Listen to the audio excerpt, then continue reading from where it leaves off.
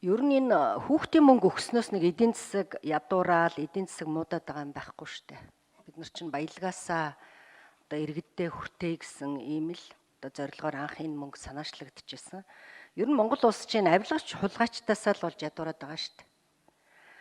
Бидний байнга жишээ авдаг орнууд байна. Манай улсын их хурлын гишүүд туршлага судлана гэж бид нар ичгчгөө хичнээн олуулаа байнга явдаг. Одоо Норвеги байна, Австрали байна.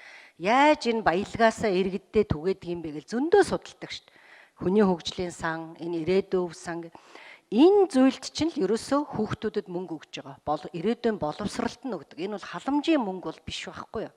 Энэ чинь баялагтай орнууд баялгаасаа иргэддээ өгж байгаа л мөнгөний хэлбэр.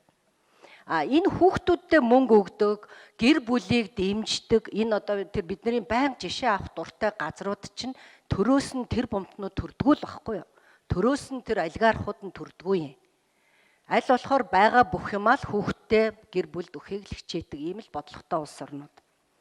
За нүүрсний хулгайчдын орлого хэдэн зуун тэрбумд хүрсэн гэл ичгчгүй чуулган дээр та нар хоорондоо ил хэрэлдэж л байдаг шүү дээ.